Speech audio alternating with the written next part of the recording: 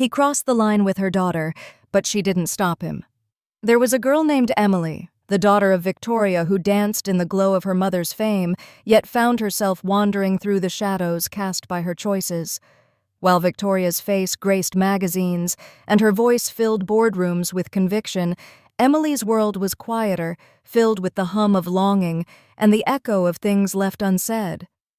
People looked at her and saw only beauty, the striking resemblance to her mother, the way she carried herself with effortless elegance. But beneath that sheen was someone searching for something less curated, something real. I met her at a private gala, hosted in the hills of Calabasas, one of those evenings designed to impress. Chandeliers strung through trees, servers balancing trays of champagne and laughter that echoed with the sharpness of money. I wasn't supposed to be there. A friend got me in a last-minute +1 to fill space. I didn't fit in, and I knew it. But when I saw Emily standing alone near the edge of the patio, staring out over the city lights like they owed her something, I was drawn in. She wasn't wearing anything loud, no sequins or plunging neckline, just a deep green dress that hugged her figure like it was made for her. She held her glass, delicately eyes scanning the horizon as if she were looking for a way out. I approached her with hesitation, half expecting her to wave me off with some polite, practiced smile. Instead, she turned, tilted her head slightly, and said, "You don't belong here, do you?" "No," I replied. "Do you?" That made her laugh, a real laugh, not the kind you hear at fundraisers or staged interviews. And just like that, something passed between us. It wasn't flirtation, not yet. It was recognition. Two people orbiting a world that didn't quite feel like theirs. We talked for over an hour, standing at the fringe while the rest of the party glittered on. She told me about her mother in clipped sentences, careful not to overshare, about how the spotlight had always followed them home, about the men who came and went, all of them rich, most of them liars. I didn't ask many questions. I didn't need to. Her silences said enough. When the party ended, I expected to never see her again, but as we walked to our cars, she stopped and looked at me. "Do you want to get out of here?" she asked. Not a pickup line, not an invitation with expectations, just a simple question. And maybe it was reckless, maybe it was naive, but I said yes. Not because I wanted something from her, but because for the first time in a long time, I felt like someone saw me, not the version I performed, but the one I tried to hide. That night we didn't sleep together. We drove, talked, listened to old jazz on the radio, and watched the city disappear behind us. And I knew even then this wasn't going to end easily. This was the beginning of something we both weren't supposed to want. I first met Emily at a gallery opening downtown, one of those overpriced events where people pretend to understand brushstrokes and sip wine like it's oxygen. I was there to cover it for a lifestyle blog, half interested, fully bored. But then she walked in. She was wearing a deep burgundy dress that caught the low light like it was sewn from wine itself. Her heels tapped lightly on the marble floor, and every head turned. Not just because of her looks, though she had her mother's famous bone structure and a magnetic confidence, it was the energy around her. Like she didn't care what anyone thought, but they all hoped she might care about them. Emily knew the art world. She moved through the room like it owed her something. I didn't approach her at first. Why would I? She looked untouchable, the kind of woman you admire from across the room and talk yourself out of talking to. But she came to me. Or rather, she walked past, glanced at my notepad, and said, "You're not one of them, are you?" I raised an eyebrow. "One of who?" She smiled, slow, deliberate. "The ones who talk more about wine pairings than the art they're pretending to love." I laughed. Guilty. But at least I don't pretend. That was the start. She told me her name only after a full conversation. Emily. But you probably already know that. And I did. Emily Grant, daughter of Victoria Grant, the kind of actress whose face was still on magazines even after stepping back from the screen. Emily didn't drop her last name often, but she knew its weight. It hovered over her like a well-lit shadow. And I learned early that she resented it more than she admitted. Over the next few weeks, we kept bumping into each other. She'd invite me to obscure exhibitions or rooftop events with bad DJs and overpriced drinks. We'd sit in corners talking about everything from death to music to why neither of us ever felt like we belonged in rooms filled with people performing sophistication. I wasn't falling for her, not at first. I didn't even know if I liked her. She was intense, moody, and unpredictable, but she made me feel like I was the only one who saw her clearly, and that was addictive. Then came the weekend at the lake house. Emily invited me, saying it would be quiet, just some wine and a fireplace. What she didn't mention was that her mother Victoria would be there too. When I arrived, it was raining. Emily opened the door barefoot, a sweater hanging off one shoulder, glass of red wine in hand. "Welcome to the ghost house," she said with a grin. Inside was dimly lit warm. Victoria appeared minutes later, looking more like Emily's sister than her mother. She wore a silk robe, her hair pinned up, eyes sharp. She didn't speak much, but when she did, every word carried weight. At dinner, the air between them crackled. Emily teased her mother. Victoria deflected with elegance. It felt like watching a performance they'd rehearsed for years. I said, little observing. Later that night, Emily kissed me. It was sudden, no build-up, just her leaning in as we stood near the fireplace. It wasn't about love. It felt like a dare, like she wanted to see if I would pull back. I didn't. We didn't sleep together that night. Instead, we sat on the floor with the fire dying, whispering about secrets we hadn't told anyone else. "I don't want to be her," she said, "but I also don't want to be invisible." "You're not," I told her. "Not to me." She looked at me like she didn't believe me, then leaned her head on my shoulder. The next morning, Victoria watched us closely over breakfast. Her gaze lingered on Emily, then on me. "You should be careful," she said as Emily left the room. "Of what I asked. Of giving her what she thinks she wants," she said, sipping her tea. "It's never enough." The weekend ended quietly. Emily hugged me at the door. No drama, no declarations. But things changed after that. She began texting me constantly. At 3 a.m., she'd send lines from poems. At noon, she'd send voice memos filled with silence, just her breathing. I didn't know how to respond sometimes, but I always did. One night, she showed up at my apartment crying. She didn't say why. I let her sleep in my bed. I stayed on the couch. In the morning, she was gone. No note, no message. Then came the night she asked too much. It was late. We were sitting on her balcony, a storm brewing. She looked at me, eyes glassy from too much wine. "If I asked you to hurt someone for me, would you—" I blinked. "What do you mean?" She smiled. "Not physically, just make them feel what I felt." "Who—" She looked away. "Someone who never paid for what they did." I didn't ask more. Something in her tone scared me. Days passed. She didn't message. I checked her social media. Nothing new. I reached out. No response. I told myself she needed space. Then I got an invitation. Handwritten. From Victoria. It was for a small event, a private dinner art showcase at the Grant estate. I went confused. Victoria greeted me at the door. "She's not coming tonight," she said before I could ask, "but I wanted to talk to you." We sat in the library. She poured wine. She looked tired. "She does this," Victoria said. "Pulls people in, then vanishes. I care about her. I know you do, but caring isn't always enough." I didn't understand then what she meant, but I would. 2 days later, Emily texted me. One line, "Do you still want me?" I didn't know how to respond. Because the truth was, I did, but I didn't know if that was the right thing anymore. And saying yes would change everything. The moment I typed the word yes into the reply box, I felt the gravity of it. Not because it was romantic or dramatic, but because I knew deep down, Emily wasn't just reaching out for affection. She was testing the weight of control again, the kind that comes not from manipulation, but from fear. Fear of being abandoned, fear of being ordinary, fear of being her mother. She replied instantly, "Come tonight, 10 p.m. Alone, no location, no directions, just an address, one I didn't recognize."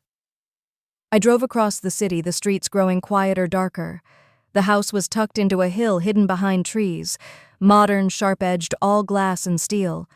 When I knocked, the door opened before I could even lower my hand. Emily stood there barefoot, wearing a long black silk slip, her hair down, her eyes tired. "You came," she said. I stepped inside. The place was empty, furnished, but hollow. No pictures, no books, no signs of life. She led me into the living room. One chair, one bottle of wine on the table, 2 glasses. She poured. We sat. Neither of us spoke at first. The silence felt loaded, like something had already happened, and we were just waiting for someone to confess. Then she said, "I think I did something terrible." I looked at her. "What did you do?" She smiled. Not a warm smile, not even a cruel one. Just a smile that knew the rules didn't apply to her anymore. "I told my mother something. About you. About us." I felt my stomach knot. Why? Because I needed her to care. And the only way to make her feel something is to threaten what she controls. And right now, that's you. I stared at her, the realization clicking into place. You used me to hurt her. She looked down at her glass, swirled the wine. I didn't plan to. Not at first. But you listened to me. And you made me feel seen. And that made me want more. "Emily, I know it's not fair," she said, cutting me off. "But I'm not asking for fair anymore. I'm asking for real. And I don't know how to ask without breaking something in the process." I stood pacing. "This isn't a game." "I know that," she said softly. "But when your whole life feels like a stage, sometimes it's hard to tell where the script ends and the real conversation begins." I didn't know what to say. I wanted to yell. I wanted to leave. But I stayed. Because she was right about one thing.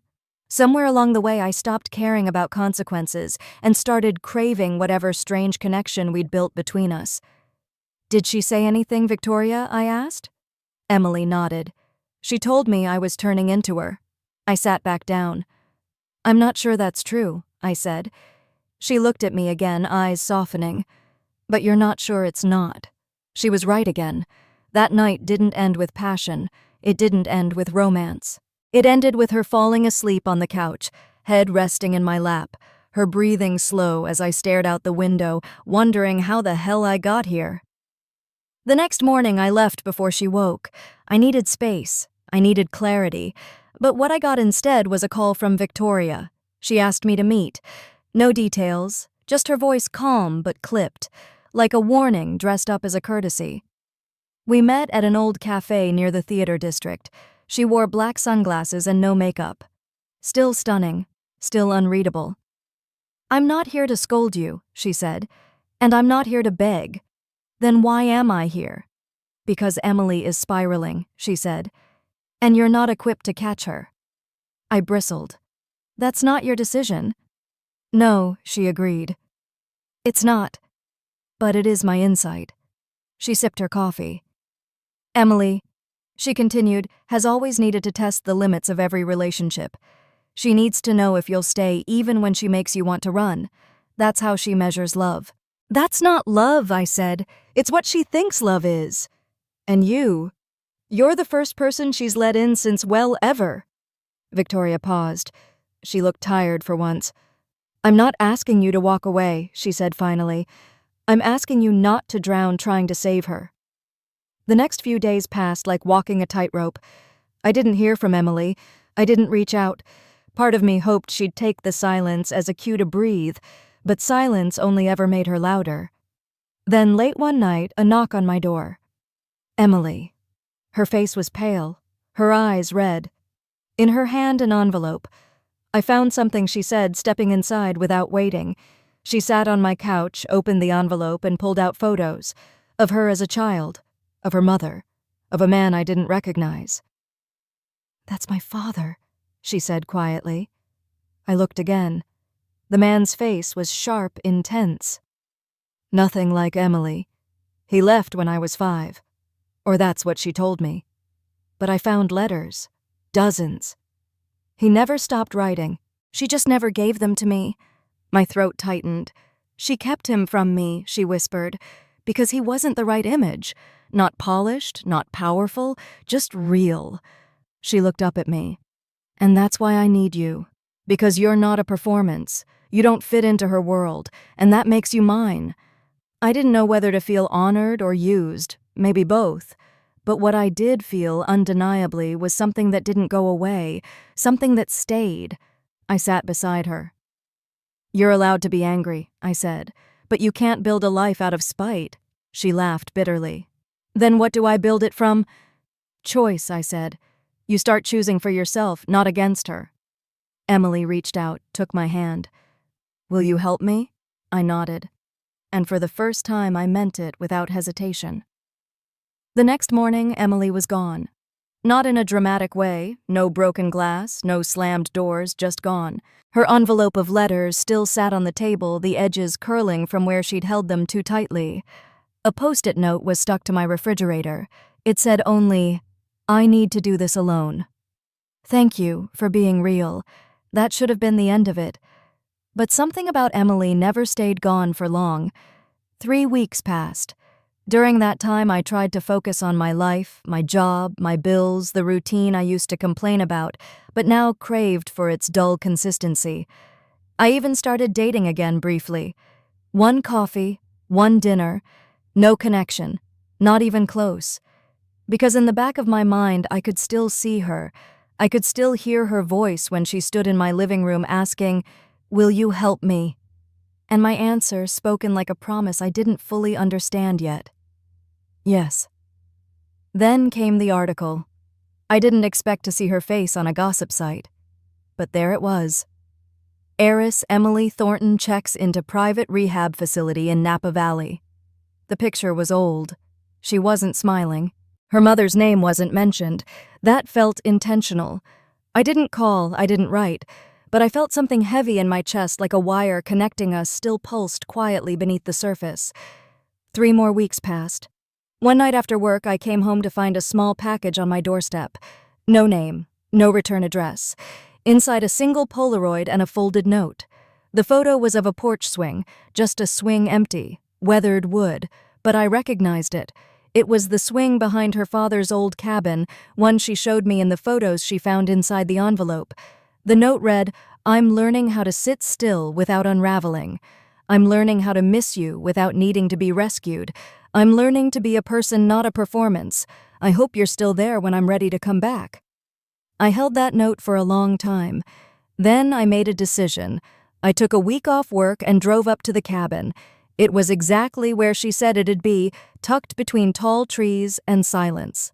The porch swing creaked as I stepped onto the old planks. I didn't expect her to be there. And she wasn't. But the key was under the mat.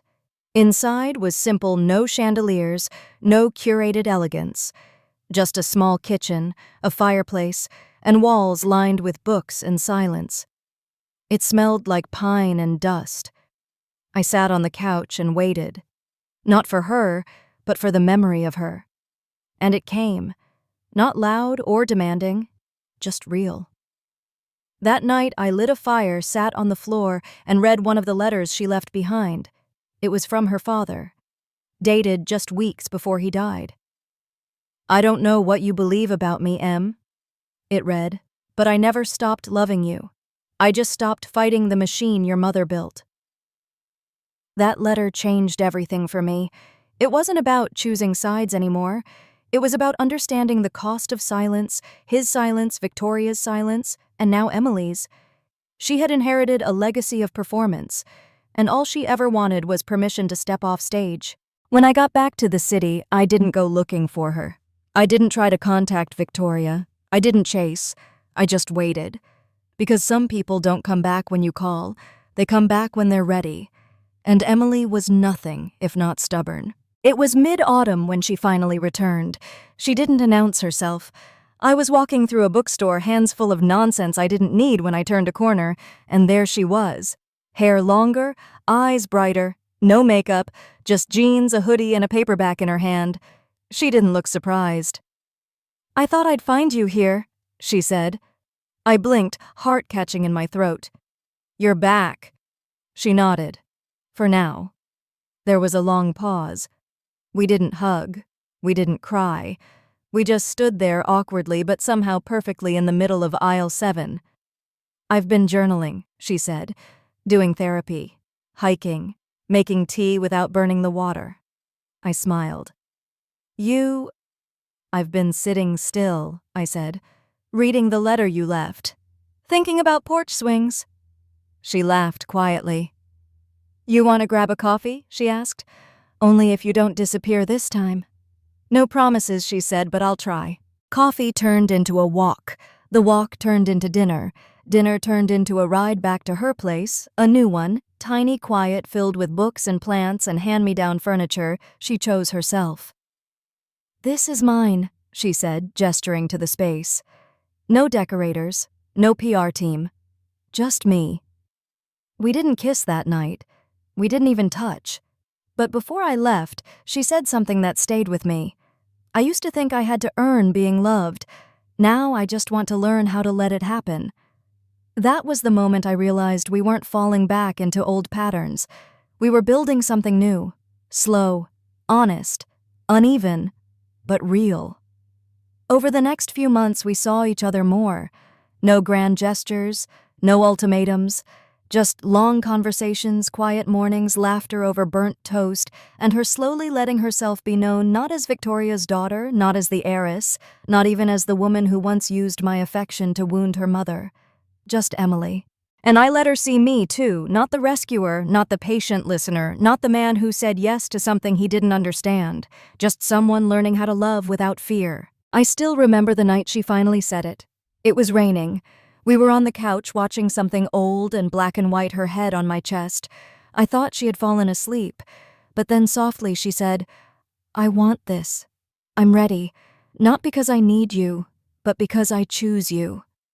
I kissed her forehead, and for the first time in a very long time, I believed in something lasting. Not because it was perfect, but because it was earned. It's strange how the hardest moments of your life, the betrayals, the breakdowns, the aching silences can become the very foundation for something healing. When I first said yes to Emily, I didn't fully understand what I was stepping into. I wasn't trying to fix her. I wasn't even trying to win her. I just saw a woman who was unraveling and asked if she wanted someone to sit beside her while she pieced herself back together. What followed wasn't romantic, not at first. It was messy, complicated, quietly brave. She didn't need a hero. She needed a place where she could tell the truth and not be punished for it. And I needed someone who didn't expect me to always be strong. That's what we gave each other. Not fireworks, not fairy tales, just room to be flawed, and still chosen. Emily eventually reached back out to her mother, not to reconcile, but to reclaim her own story. She returned every dollar of the inheritance she didn't want. She started volunteering at a youth center downtown.